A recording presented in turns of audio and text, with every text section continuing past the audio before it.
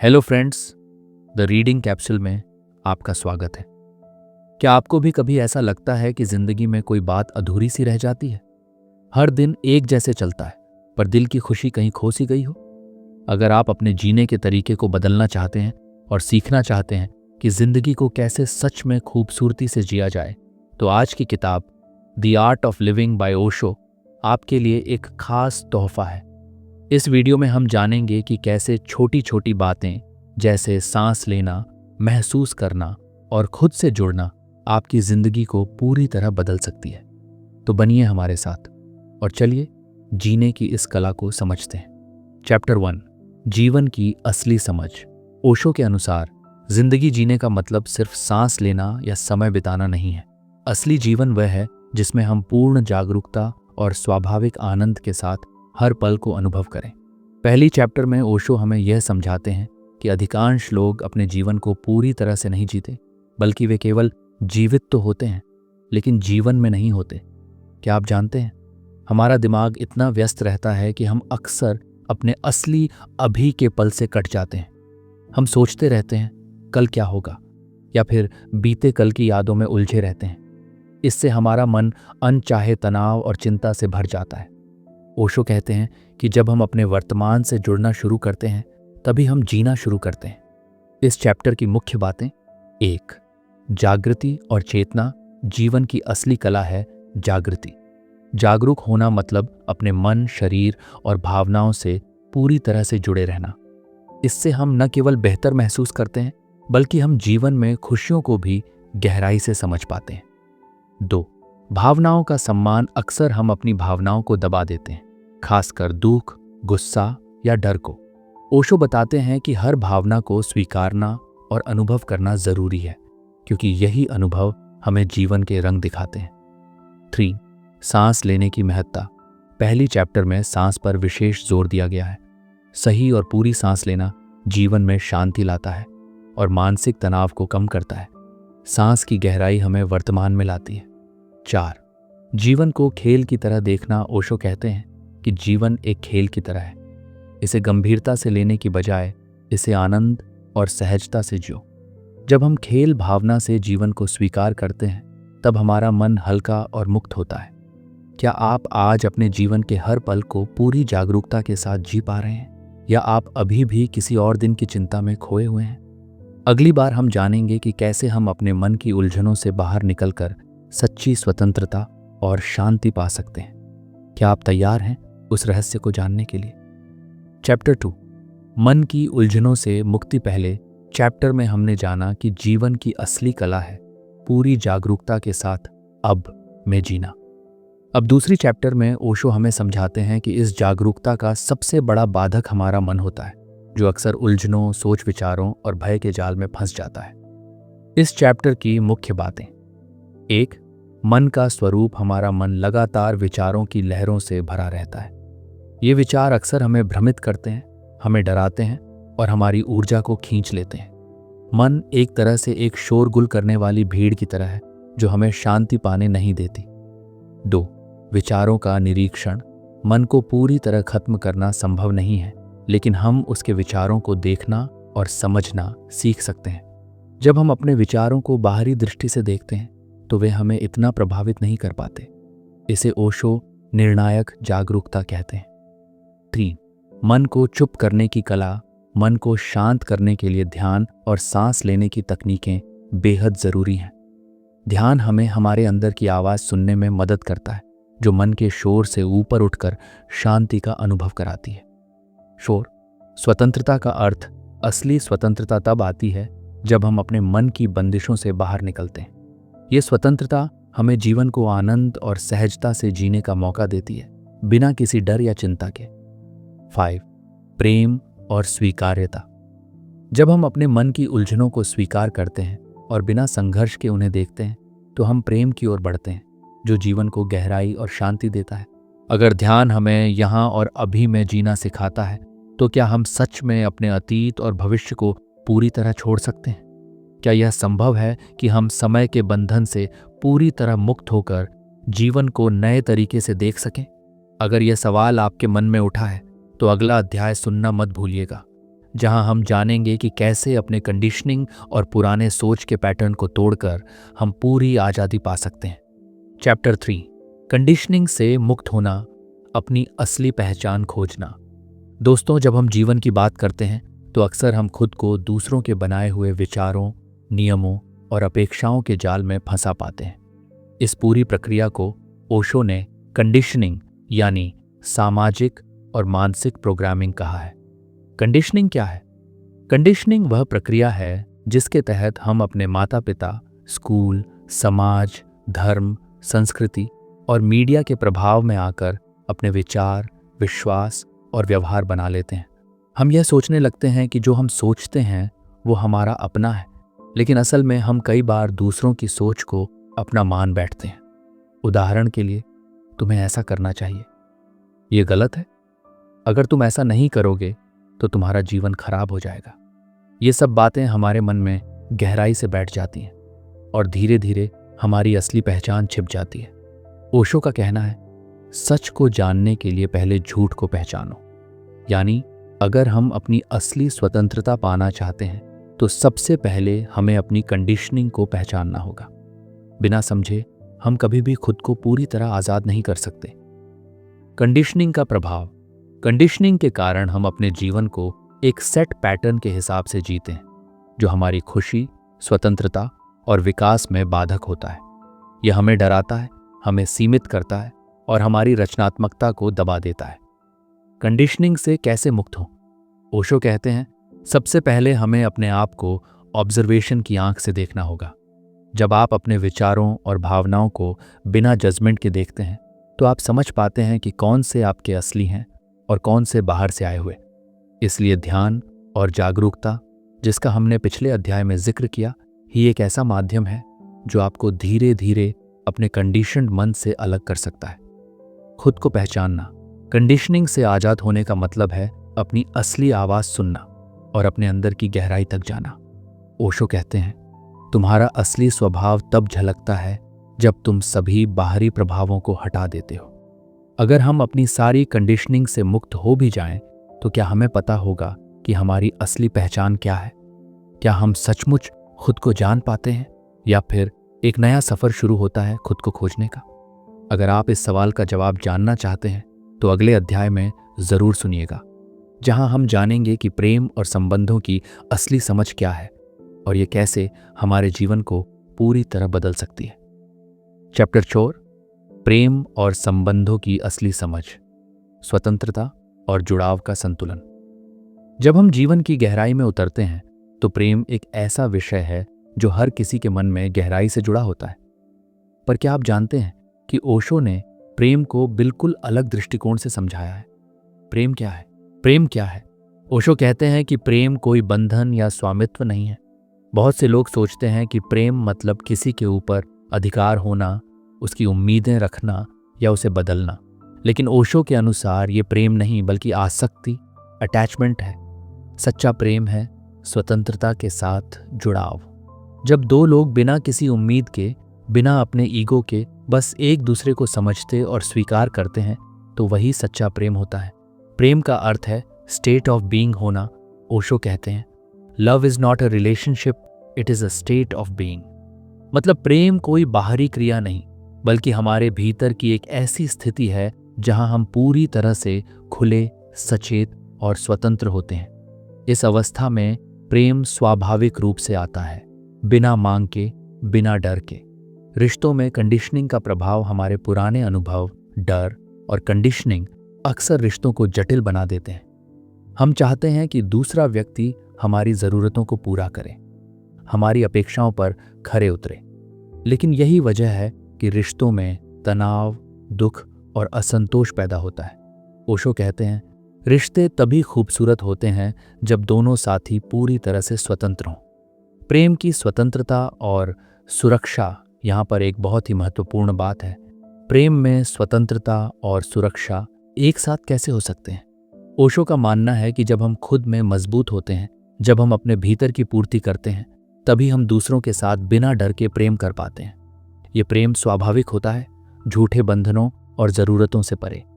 कैसे करें सच्चे प्रेम की शुरुआत? अपने आप से प्यार करना सीखें, अपने डर और अपेक्षाओं को समझें और उनसे मुक्त हों। दूसरे को अपनी पूरी आज़ादी दें और खुद भी पूरी तरह आज़ाद रहें। बिना शर्त स्वीकार करना सीखें, बिना किसी स्वार्थ या नियंत्रण के। अगर सच्चा प्रेम स्वतंत्रता का नाम है, तो क्या हम अपने रिश्तों में किसी भी तरह का बंधन या अपेक्षा छोड़ सकते हैं? क्या बिना किसी उम्मीद के हम सच में जुड़ सकते हैं, या फिर यह इंसान की प्रकृति के खिलाफ होगा? अगर आप इस सवाल का जवाब जानना चाहते हैं तो अगले अध्याय को जरूर सुनिएगा, जहां हम बात करेंगे जीवन और मृत्यु के गहरे रहस्यों की और कैसे मृत्यु को समझना जीवन को पूरी तरह बदल सकता है। चैप्टर 5, मृत्यु और जीवन का संतुलन। जीवन की गहराई को समझना। मौत से जुड़ी बातें सुनकर हम अक्सर डर जाते हैं, टालते हैं या उससे बचने की कोशिश करते हैं। लेकिन ओशो के अनुसार मृत्यु जीवन का अंत नहीं, बल्कि उसका एक गहरा और अनिवार्य हिस्सा है। और जब हम मौत को सही तरीके से समझ लेते हैं, तभी जीवन का पूरा अर्थ हमारे सामने खुलता है। मृत्यु से डर क्यों लगता है? मौत का डर हमारे कंडीशनिंग का सबसे बड़ा हिस्सा है। हम बचपन से सीखते हैं कि मौत भयावह और अंतिम घटना है जिसे हमें डरना चाहिए, लेकिन यही डर हमारे जीवन को अधूरा और दबा हुआ बनाता है। ओशो कहते हैं, मृत्यु से बचना नहीं, बल्कि उससे सामना करना सीखो। मृत्यु को समझना, जीवन को समझना, मृत्यु को स्वीकार करना मतलब है जीवन के हर पल को पूरी जागरूकता और प्रेम के साथ जीना। जब हम जानते हैं कि जीवन अस्थायी है, तो हम हर पल की कद्र करते हैं। ये डर कम करता है और मन को शांति देता है। मौत के प्रति ओशो का दृष्टिकोण। ओशो बताते हैं कि जो व्यक्ति मृत्यु के लिए पूरी तरह तैयार होता है, वही व्यक्ति सचमुच जीवन को पूरी तरह जी पाता है। The man who is ready to die at any moment is the man who is ready to live fully. यहाँ तैयार होना का मतलब है जीवन से पूरी तरह जुड़ा होना, किसी भी स्थिति में स्वीकार करना और अपने अंत को भी खुली आंखों से देख पाना। मृत्यु और पुनर्जन्म की अवधारणा। ओशो ने मृत्यु और पुनर्जन्म के विचार को भी बड़े रोचक तरीके से समझाया है। वे कहते हैं कि मृत्यु एक नया आरंभ है, एक संक्रमण है जहां जीवन अपने अगले रूप में बदलता है। जब हम इसे समझते हैं तो जीवन में डर नहीं, उत्साह और आशा का भाव आता है। जीवन और मृत्यु का संतुलन। जीवन और मृत्यु दो पहलू हैं एक ही सिक्के के। जब हम मृत्यु को स्वीकार कर लेते हैं, तब हम अपने जीवन के वास्तविक आनंद, शांति और स्वतंत्रता को पा सकते हैं। ये संतुलन हमें हर दिन को एक नई शुरुआत की तरह जीना सिखाता है। अगर मृत्यु जीवन का एक अनिवार्य हिस्सा है, तो क्या हम सच में डर से मुक्त होकर पूरी तरह जिए जा सकते हैं? क्या डर और शांति दोनों साथ साथ मौजूद रह सकते हैं, या फिर एक को पूरी तरह छोड़ना जरूरी है? अगर आप इस सवाल का जवाब जानना चाहते हैं तो अगले अध्याय में जरूर जुड़िएगा, जहां हम जीवन जीने की कला को और भी गहराई से समझेंगे और आपके लिए कुछ खास रास्ते खोलेंगे। चैप्टर 6, जीवन जीने की कला, सार और प्रैक्टिकल उपाय।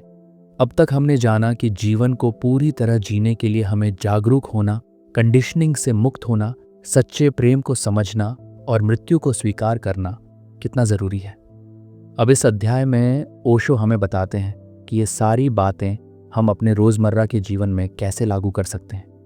1, हर पल की जागरूकता, माइंडफुलनेस। ओशो कहते हैं कि सबसे महत्वपूर्ण कला है हर पल को पूरी तरह महसूस करना। ये नहीं कि हम बस सांस लेते रहें, बल्कि यह कि हम सांस को महसूस करें, अपने शरीर की हर हलचल को देखें और अपने मन की हर गतिविधि को बिना किसी जजमेंट के देखें। ये जागरूकता हमें वर्तमान में रखती है और अतीत या भविष्य की चिंता से मुक्त करती है। 2, ध्यान को जीवन का हिस्सा बनाना। ध्यान केवल कुर्सी पर बैठकर करने वाला अभ्यास नहीं, बल्कि यह जीवन जीने का तरीका है। ओशो के डायनामिक मेडिटेशन से लेकर साधारण सांस पर ध्यान तक, हम हर दिन कुछ समय खुद को शांति देने के लिए निकाल सकते हैं। ध्यान से मन शांत होता है, तनाव घटता है और निर्णय लेने की क्षमता बढ़ती है। 3, अपने डर और अपेक्षाओं को समझना। हमारे डर और अपेक्षाएं हमें बांधती हैं। ओशो कहते हैं कि इन्हें पहचानना और उनके पीछे छुपे असली कारणों को समझना बहुत जरूरी है। जब हम डर का सामना करते हैं तो वह धीरे धीरे कम होने लगता है। 4, स्वतंत्रता और प्रेम का संतुलन बनाए रखना। सच्चा प्रेम तभी संभव है जब हम खुद पूरी तरह स्वतंत्र हों। इसलिए पहले खुद से प्यार करें, अपने आप को स्वीकार करें और फिर दूसरों से बिना शर्त प्रेम करें। 5. सादगी और सहजता से जीना। ओशो कहते हैं कि जीवन को जटिल बनाने की बजाय हमें इसे सरल और सहज बनाना चाहिए। जब हम अपनी ज़रूरतों को समझते हैं और अनावश्यक चीज़ों से खुद को दूर रखते हैं तो जीवन का असली आनंद सामने आता है। जीवन जीने की कला का सार। जीवन का हर पल उपहार है, इसे खुलकर जियो। अपने भीतर की शांति खोजो, बाहर की हलचल से मत डरो। ध्यान, प्रेम और स्वतंत्रता, यही जीवन के असली मंत्र हैं। अगर जीवन को पूरी तरह जिया जा सकता है तो क्या हम सच में अपनी सारी पुरानी आदतें, डर और सोच बदल सकते हैं? क्या यह संभव है कि हम एक नए, पूरी तरह से जागरूक जीवन की शुरुआत करें? अगर यह सवाल आपके दिल में गूंज रहा है तो अगले अध्याय में जानिए कि इस पूरी कला को अपनाने के बाद जीवन में क्या बदलाव आ सकते हैं और कैसे आप खुद को हर दिन बेहतर बना सकते हैं। चैप्टर 7, परिवर्तन और स्वयं का विकास। जीवन को बेहतर बनाने की प्रक्रिया। दोस्तों, जीवन में सबसे स्थायी चीज है परिवर्तन। ओशो हमें इस अध्याय में बताते हैं कि कैसे परिवर्तन को अपनाकर हम खुद के विकास का रास्ता खोल सकते हैं और अपने जीवन को नई ऊंचाइयों तक ले जा सकते हैं। परिवर्तन क्यों जरूरी है? हमारी पुरानी आदतें, सोच और व्यवहार हमें सुरक्षित जरूर महसूस कराते हैं, लेकिन वे अक्सर हमें जकड़ भी लेते हैं। ओशो कहते हैं, जब तक तुम बदलते नहीं तब तक तुम जीवित नहीं हो। परिवर्तन के बिना जीवन एक स्थिर और रुकावट भरा सफर बन जाता है जो अंततः हमें असंतुष्ट और दुखी कर सकता है। स्वयं के विकास का अर्थ स्वयं का विकास मतलब है अपने भीतर छुपी हुई क्षमताओं, विचारों और भावनाओं को पहचानना और उन्हें निखारना। ये एक सतत प्रक्रिया है जिसमें हम अपने पुराने पैटर्न छोड़ते हैं और नए सकारात्मक तरीके अपनाते हैं। बदलाव के लिए आवश्यक कदम 1, स्वयं का निरीक्षण, सेल्फ ऑब्जर्वेशन। बिना किसी आलोचना के खुद को देखें, अपनी आदतों, प्रतिक्रियाओं और सोच को समझें। 2, डर का सामना करें। बदलाव अक्सर डर को जन्म देता है, लेकिन यही डर आपको पुराने बंधनों से मुक्त करता है। 3, जागरूक निर्णय लें। हर बदलाव अपने आप नहीं आता, इसके लिए सजग और सचेत निर्णय लेना जरूरी है। 4, धैर्य और निरंतरता। परिवर्तन अचानक नहीं होता, ये एक धीमी और निरंतर प्रक्रिया है। धैर्य रखें। ओशो की शिक्षा, जीवन एक यात्रा है, मंजिल नहीं। इसलिए बदलाव को अपनाओ, उसे गले लगाओ। ये मंत्र हमें सिखाता है कि परिवर्तन से डरना नहीं चाहिए, बल्कि उसे अपनी ताकत बनाना चाहिए। विकास के फल जब हम स्वयं के विकास की दिशा में कदम बढ़ाते हैं तो हमारे जीवन में शांति, प्रेम और संतुलन आता है। हम ज्यादा संवेदनशील, समझदार और खुशहाल बनते हैं। अगर परिवर्तन के बिना जीवन संभव नहीं तो क्या हम अपने पूरे अस्तित्व को बदलने की हिम्मत कर सकते हैं?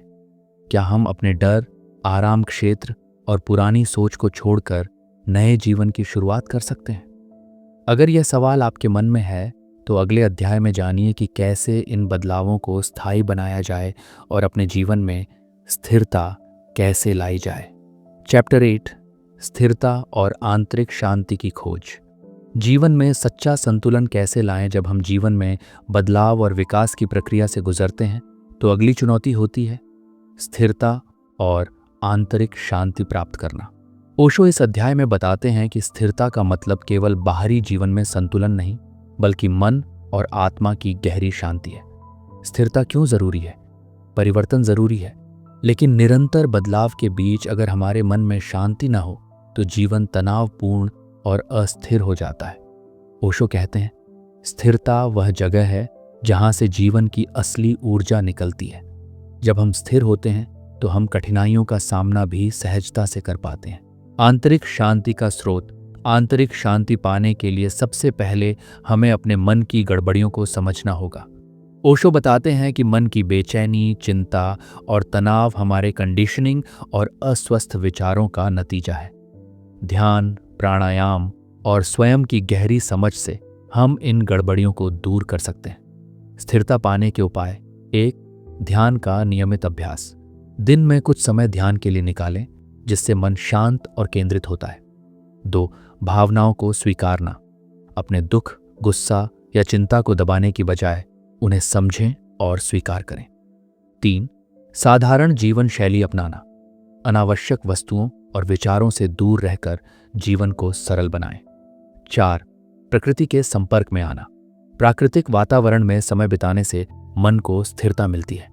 स्थिरता और परिवर्तन का संतुलन। ओशो कहते हैं कि स्थिरता का मतलब ठहराव नहीं, बल्कि एक सशक्त शांति है जो बदलावों के बीच भी बनी रहती है। यह स्थिरता हमें जीवन की अनिश्चितताओं के बीच मजबूत बनाती है। अगर आंतरिक शांति ही जीवन का असली उद्देश्य है, तो क्या हम इसे बाहरी दुनिया की हलचल के बीच कैसे खोज सकते हैं? क्या पूरी तरह से शांत मन के साथ जीना संभव है, या फिर कभी कभी हलचल भी जरूरी होती है? अगर यह सवाल आपके मन में है, तो अगले अध्याय में जानिए कि कैसे बाहरी दुनिया और आंतरिक शांति के बीच संतुलन बनाकर हम एक पूर्ण जीवन जी सकते हैं। चैप्टर 9, धर्म और आत्मा की स्वतंत्रता। भीड़ से निकलकर खुद से मिलने की यात्रा। हम में से ज्यादातर लोग वो जिंदगी जीते हैं जो समाज हमसे चाहता है, न कि वो जो हम सच में जीना चाहते हैं। इस अध्याय में ओशो एक बहुत साहसिक लेकिन जरूरी बात करते हैं, आत्मा की स्वतंत्रता, जिसे अक्सर समाज और धर्म के नाम पर दबा दिया जाता है। समाज और उसका ढांचा। ओशो कहते हैं कि समाज आपको एक ढांचे में ढालता है। क्या पहनना है, कैसे बोलना है, किससे प्यार करना है, किससे शादी करनी है, कौन सा धर्म मानना है, यहाँ तक कि मरने के तरीके तक तय कर देता है। समाज तुम्हें एक रोबोट बनाना चाहता है, लेकिन आत्मा कभी रोबोट नहीं होती। ये ढांचा सुरक्षा तो देता है, लेकिन साथ ही आपकी आत्मा की उड़ान भी रोक देता है। धर्म, मुक्ति या गुलामी। ओशो परंपरागत धर्मों की आलोचना करते हैं, न इसलिए कि वे धर्म के खिलाफ हैं, बल्कि इसलिए कि धर्म को मुक्ति का नहीं, बल्कि नियंत्रण का औजार बना दिया गया है। धर्म डर पर आधारित है। अगर तुमने नियम नहीं माने तो नरक मिलेगा। धर्म लालच पर आधारित है। अगर तुमने पूजा की, दान दिया तो स्वर्ग मिलेगा। पर ओशो पूछते हैं, क्या यह व्यापार है या आत्मा की खोज? आत्मा की स्वतंत्रता। ओशो आत्मा की स्वतंत्रता की बात करते हैं, जहां कोई आदेश नहीं, कोई डर नहीं, सिर्फ आपकी अंतरात्मा की आवाज होती है। सच्चा धर्म तब पैदा होता है जब तुम भीतर से जागते हो, न कि बाहर से थोपे गए डर से। यह स्वतंत्रता असहज है, क्योंकि इसमें जिम्मेदारी पूरी तरह आपकी होती है, लेकिन यही स्वतंत्रता आपको सच में जीवित बनाती है। कैसे पाएं आत्मिक स्वतंत्रता? पहला सवाल पूछना सीखें, जो बातें बचपन से सिखाई गई हैं उन पर विचार करें, क्या वे अब भी आपके लिए सच हैं? 2. अकेले रहना सीखें। जब आप समाज की आवाज से दूर होते हैं, तब आपकी अपनी आवाज उभरती है। 3. सुने अपने भीतर को। आपकी अंतरात्मा जानती है कि आपके लिए सही क्या है। ओशो का संदेश। ओशो हमें यह नहीं सिखाते कि कौन सा धर्म अपनाओ, बल्कि वो हमें यह सिखाते हैं कि अपने भीतर के गुरु को पहचानो। वही तुम्हारा सबसे सच्चा धर्म है। अगर समाज और धर्म ने हमें एक ढांचे में बांध रखा है, तो क्या हम वाकई बिना अपराध बोध और डर के आत्मा की आज़ादी पा सकते हैं? क्या हम वो जिंदगी जी सकते हैं जो भीड़ से नहीं, बल्कि हमारी आत्मा से उपजी हो? अगर ये सवाल आपको भीतर तक छू गया, तो अगले और अंतिम अध्याय में जानिए कि ओशो के अनुसार प्रबुद्ध जीवन, एनलाइटेंड लिविंग, कैसा होता है और कैसे हम सब उसे पा सकते हैं। चैप्टर 10, प्रबुद्ध जीवन, जागरूकता से भरपूर जीवन की पराकाष्ठा। ओशो कहते हैं कि जीवन की सबसे ऊंची स्थिति है प्रबुद्धता, एनलाइटनमेंट। ये वह अवस्था है जब व्यक्ति भीतर से पूर्णतः जाग चुका होता है, जब न उसमें कोई भ्रम होता है, न कोई द्वंद्व और न ही किसी प्रकार की तड़प। वह जीवन के केंद्र को पहचान चुका होता है। प्रबुद्धता क्या है?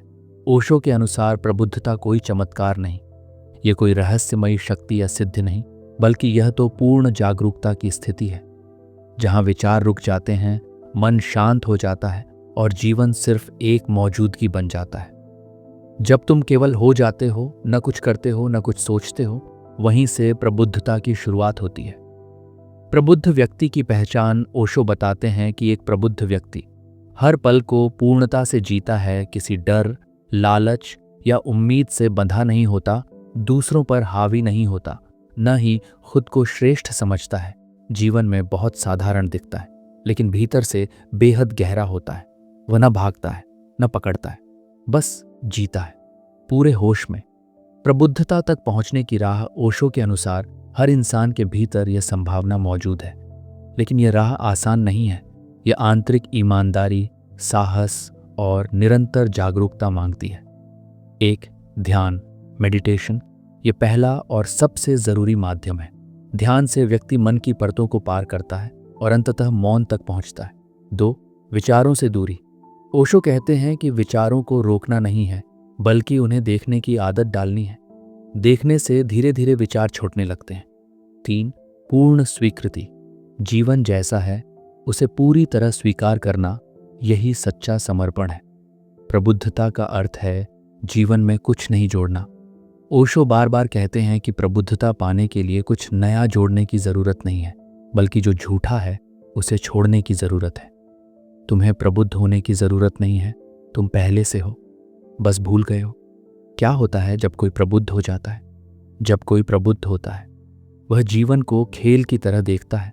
दुख, क्रोध, ईर्ष्या जैसी भावनाएं स्वतः गिरने लगती हैं। संबंधों में स्वतंत्रता और करुणा आ जाती है।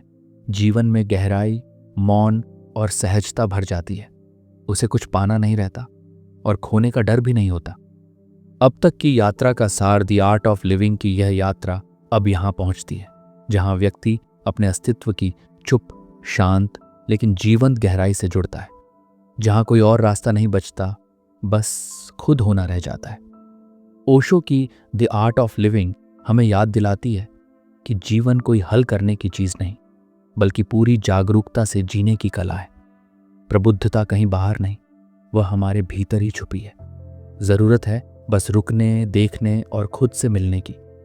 अगर ये बातें आपको भीतर तक छू गई हैं, तो आज से सिर्फ 10 मिनट ध्यान में बैठिए, बिना किसी उम्मीद के। वीडियो पसंद आया हो तो लाइक करें, शेयर करें और चैनल सब्सक्राइब ज़रूर करें। अगले वीडियो में मिलते हैं एक और गहरी यात्रा के साथ।